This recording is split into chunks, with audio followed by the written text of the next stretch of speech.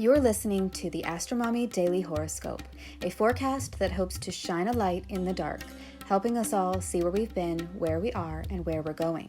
Whether you're a first-time listener or a long-time subscriber, thanks for being here. I truly appreciate you being in the AstroMommy community.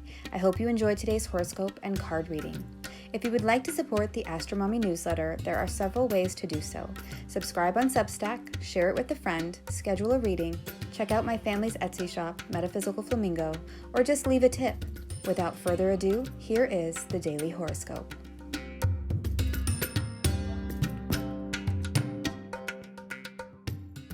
Happy Martin Luther King Jr. Day, Moon in Scorpio, and the Ten of Cups.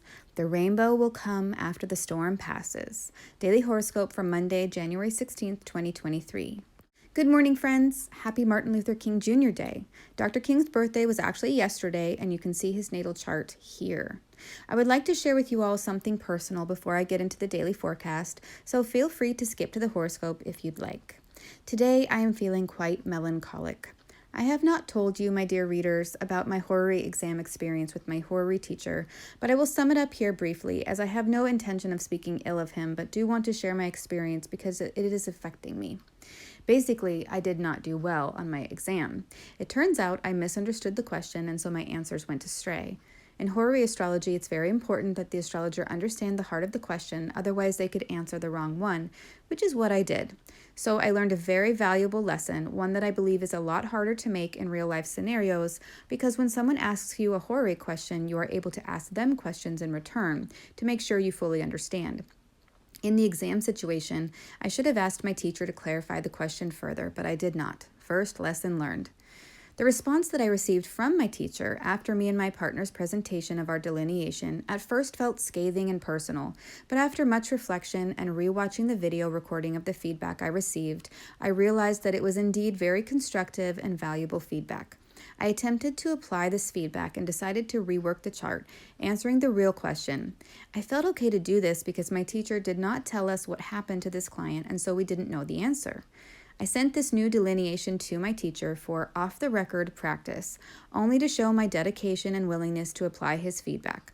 I half expected him to write me back and tell me he didn't have time, but I received no response. So after a few days of waiting, I decided to share it with my class subgroup, which my teacher is a part of, for feedback from my peers, again, only for practice. My teacher replied to me sharing it with my peers with what felt like shame and contempt by telling me to, quote, get over it and, quote, let it go. I was very surprised at his response and felt very disappointed, angry, and completely misunderstood. It turned out that he thought I was trying to resubmit my delineation for credit, which I was not doing, and when I explained to him that my intentions were only to practice and learn from my mistakes, he scolded me for interrupting the group and labeled me as disrespectful. Unfortunately, all of that exchange was personal, and I have decided to end my student relationship with him at this time. I do not believe any student should ever be reprimanded and shamed in front of their peers for trying to learn from their mistakes and do better.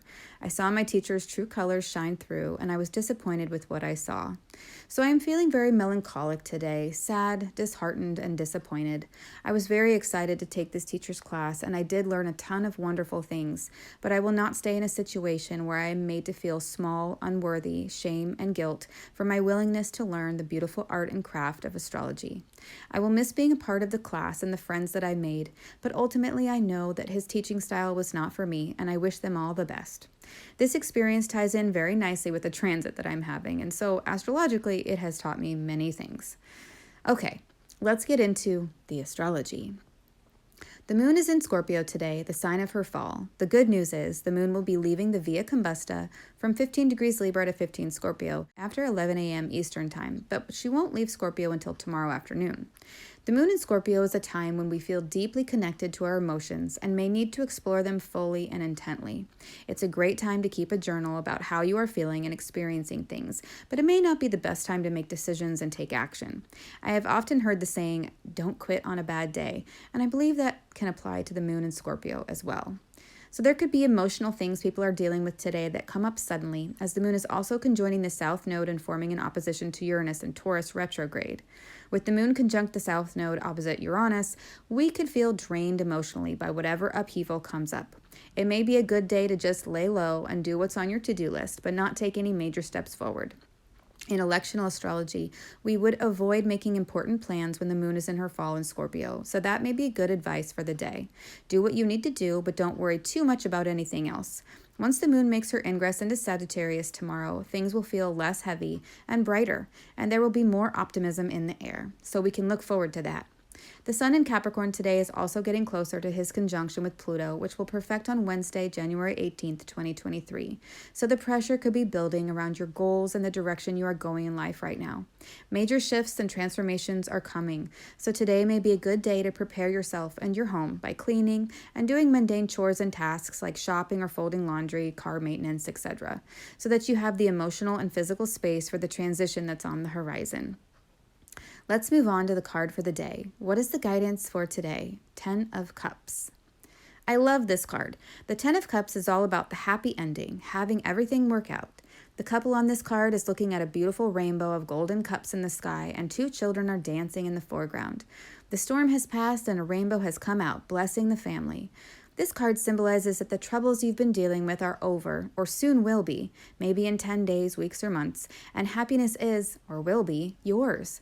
This card also represents having good fortune in matters of health, wealth, and prosperity. It's a wonderful omen that confirms you are making the right decisions for your future.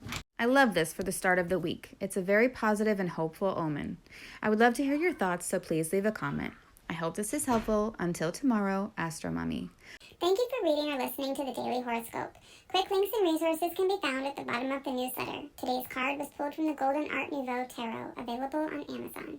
If you purchase anything through the affiliate links that I provide in the newsletters, I will make a small commission, but there are no additional cost to you. I don't share or recommend things that I don't 100% believe in and use myself. Thanks for listening.